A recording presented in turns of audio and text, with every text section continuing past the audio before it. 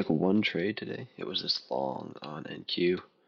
It ended up getting break even stopped. If I would have kept my stop here, maybe it would have played out better. But I mean, who knows? We'll probably go here eventually later today. But this is what I was expecting to see. I just had a feeling that it was going to be this type of day where we weren't going to, completely complete this whole move. It was just another one of those intuition things. I just kind of knew this was going to be the type of thing to play out. And yeah, it got pretty close to this trade hitting, but it never did.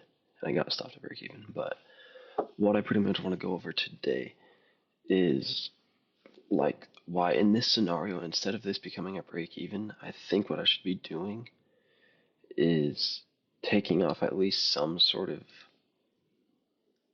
partials at these highs here, and then then moving stops to break even. And for example, like a way to do that and still like secure decent profit is to use like maybe a little bit more contracts, because I entered with 5 to where like this whole move here, at this point I was up like 1,000.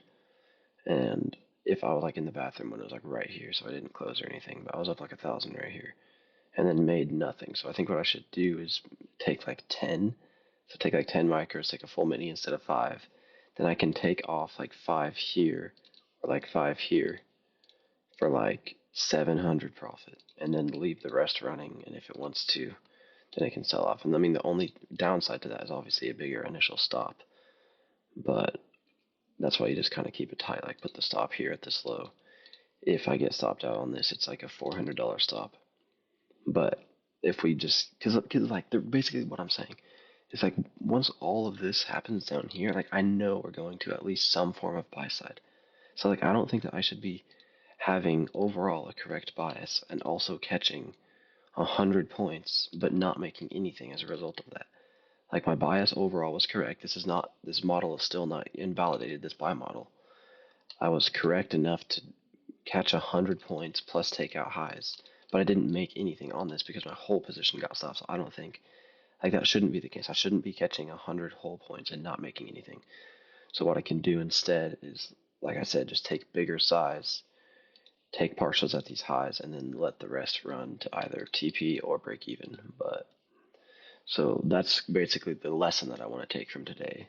Like, because today should at least be a pretty decent win, at least like 700, but instead I made nothing. So that's pretty much my point. But why I took this trade, getting into that, is so going into this day, I was not really sure what I wanted to see because I recognized that overall, the bigger time frame that drawn liquidity is still this low here. Because I mean, it's just obvious on like the 4 hour.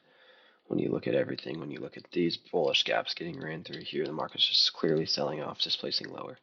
But the reason that I was looking at potential move higher is because we were coming out of this 1 hour and ES had already taken out this low. So we had a bullish SMT here, and we are holding this 1 hour for value gap here. So I was looking to see, okay, we probably want to see some form of move higher here. Now looking at this chart, where do I think we would go? If I see a big wick here at market open, sell all the way off into the 1 hour, we hold the 1 hour bullish, SMT is still intact, and then this candle gets bought all the way back up. I'm like, okay, we are clearly not selling right now. We are wanting to see some form of rebalance. So where do I think we will rebalance to? Simply the next form of buy side liquidity, which is what? This internal high right here. So notice on this bearish price leg, this is around a little above equilibrium, and it's also high inside of a fair value gap on the 15-minute. But also, if you go to the 1 hour, it's an untapped fair value gap, as you can see right here. So there's a lot of reason for the market to go to this high here, this intermediate high, and that's why I had that as my potential draw on liquidity. So this right here was market open. We sell straight off. We end up chopping around, and at this point, when we start to get bought up, I'm like, okay, I'm looking for what like the highest time frame inversion for value gap, right? So this was the 3 minute that I have marked right here. So we get the 3 minute inverse here. The market here closes above the 3 minute. This was also a small 5 minute fair value gap that got closed above. So as you can see here, there's a small 5 minute fair value gap. We close above it. Also, the 3 minute gets the inverse.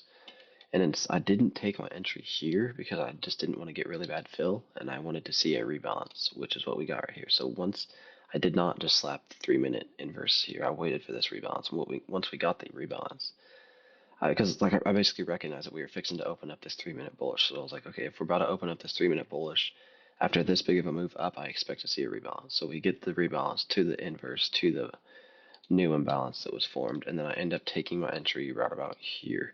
It was not the best fill. Like, it was probably like right here that I actually got filled.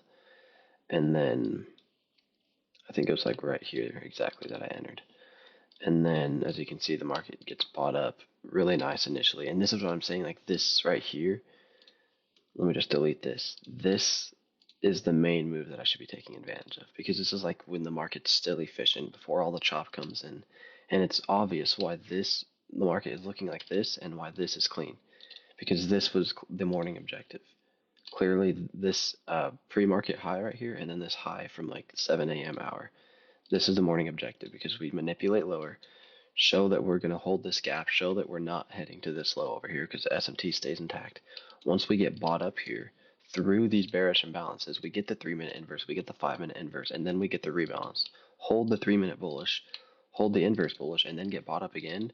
At this point in time, it's obvious that we're going to some form of buy-side liquidity. And that's what I kept saying to myself when I was in this trade. I was like acceptant of the fact that this might end up getting stopped at break even because the market technically doesn't have to go here. All that we have to do once all of this happens is go to these highs.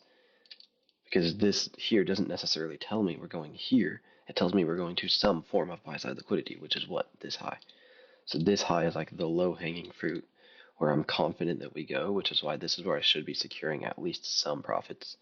And like I said, what I can do next time is take a full contract, a full mini, take 5 micros here, and then leave 5 micros running here. And I could even trail the stop and profit to like right here at the top of this fair value gap here, meaning I would have got stopped right here for a still positive trade. But overall, I mean, the model was really nice. I was very patient. Obviously, I didn't like fly off the rails or revenge trade afterwards or anything. But I mean, once again, I just want to highlight like how prominent these market maker models are. Like I use this almost every single trade I take. Looks something like this with the market maker buy and market maker sell models. So I mean, it's just so obvious, buy side, sell side of the curve. I can't help but see these things. So I mean, this should still play out. I'm very confident this will play out. But yeah, overall the trade was nice. I should be securing some sort of profits at this high. And once again, the reason I took this trade is because, remember, yes, I recognize the bigger time frames bearish, but when I see this SMT, I see that the internal low has been taken here. I see that the 1 hour gap is holding, and then the reaction of all of those things is this move here, which displaces through these bearish imbalances. And then I see the rebalance to the inverse and the rebalance to the 3-minute, and this holds bullish and we start to get bought up. I know that we're going higher. And the reason that I liked this high instead of just this high is because this is a fair value gap, this is an intermediate high, and this is just the clear end of this model here. Like, this is the clear completion of this model. But the reason that we chop around after these highs get taken is because these technically were the morning objective. And like I said to myself, I could expect us to kind of chop around here for like the next 2 hours and then eventually go take the high. But still a nice trade overall. Just should have secured at least something on this.